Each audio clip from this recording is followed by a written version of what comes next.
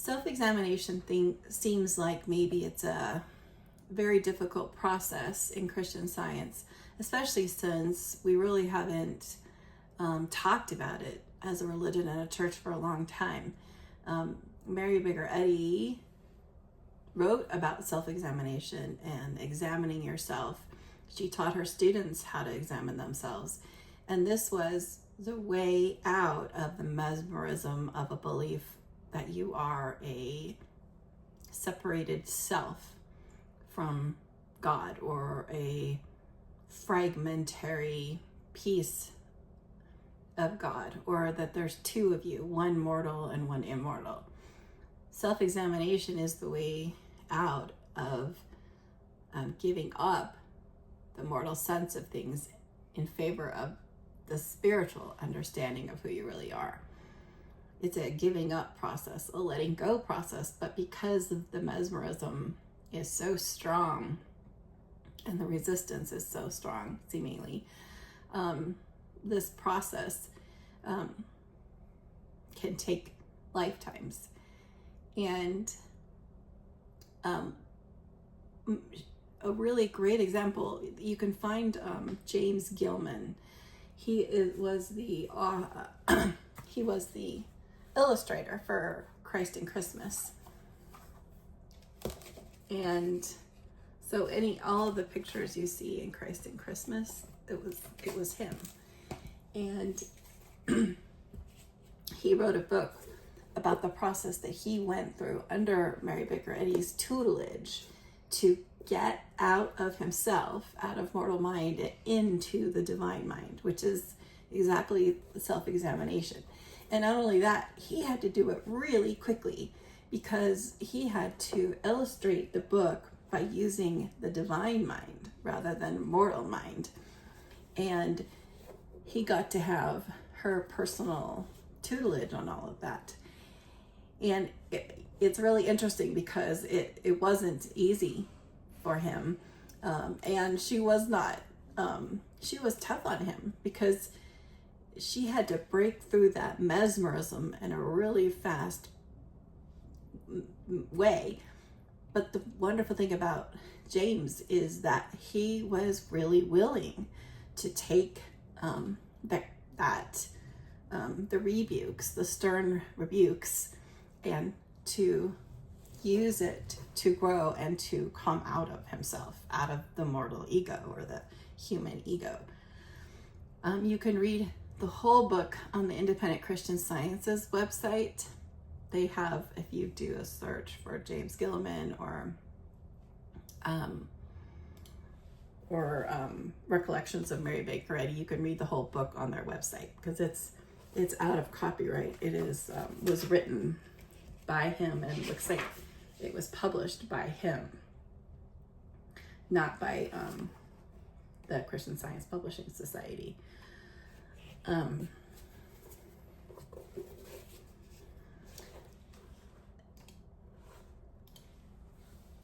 One of the really key components, I think, that in self-examination is like an obedience.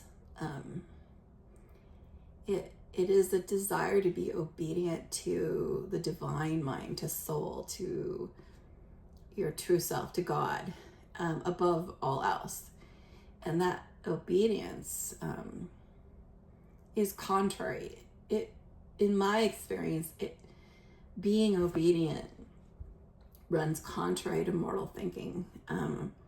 In the act of obedience, we're led to do things differently than mortals do them, and live a different life than mortals live, because we aren't mortal, and we're learning we aren't mortal, but the mortals around us, they don't know what the heck we're doing. And so obedience seems to come at a price. But I guess if it didn't cost anything, it wouldn't be worth it. But one of my favorite quotes from his book was on October 25th. He kept a journal of the revelations he was having as he was doing the self-examination. And it said, It came to me this morning from the suggestion of a dream what obedience really is. Obedience is not to look to matter for a single thing, but to God for everything. To do less was to imply that there is lack in God, in the proportion of our looking to matter for the fulfillment of our desires. We thus dishonor God and thereby incur the burdensome sense of divine displeasure, thus robbing us of the true sense of man's immeasurable inheritance. In this light, I see the import of Mrs. Eddy's repeated chiding of me for being so disobedient. I see I have been disobedient nearly all the time, without indeed consciously knowing it. To try to compass the execution of a picture in mortal strength is to look away from God as the only source, and so to be disobedient. I am greatly rejoicing in the perception of this truth, which began with the light that came last Sunday evening in my walk around a few streets west of the post office. And he goes on to explain how this light started to dawn on him. And I have found that that's how it works. When you're willing and open and you're humble enough to be obedient to the divine light, and rather than the mortal reasoning of things, it starts to be little lights here and there, little ideas that start coming, and they come in this way, and then there's maybe some wrestling with it, and there's some reasoning through it, and something, and then they just keep accumulating, and different things get uncovered, and different areas start coming into play. And at some moment you get this big revelation that I see it where I was thinking I was the mortal self. He saw where he was thinking he was the mortal, having to illustrate a picture from mortal everything, from mortal talent and skill and education and everything that the mortal has picked up about how to live in this world. It's like how to live in this world from the mortal perspective will have to completely be let go of in our process, in our weaning, in moving from sense to soul. And I've been through this process, and I go through it every day, because as long as we appear to be mortal, we're going to need to do this process of self-examination, because it is also it is keeping our instrument in tune.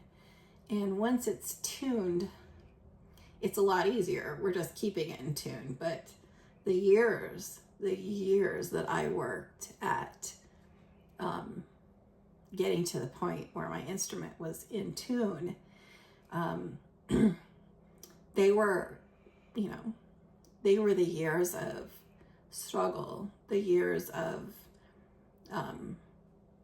why am I not seeing this? And, it's because so many things are so closely held to us, like an artist thinking that their talent came from within, from themselves, or, from them, the mortal self, that maybe they inherited it, or they earned it, or they worked so hard for it, or they've got to study this and they've got to study that. And she was showing him, no, that's not how it works as a spiritual being.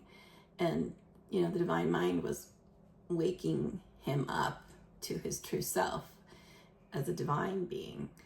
And that process, it's the Jacob wrestling with the angel process. It goes on, and she talks about in the new birth, it begins with moments, and it goes on with years, moments of surrender to God and childlike trust. I just want to make sure I'm getting that. It begins with moments and goes on with years, moments of surrender to God, of childlike trust and joyful adoption of good, moments of self-abnegation, self-consecration, heaven-born hope, and spiritual love. The new birth is not the work of a moment. But you're letting go of self, so much self. We don't even realize how much self we're wrapped up in.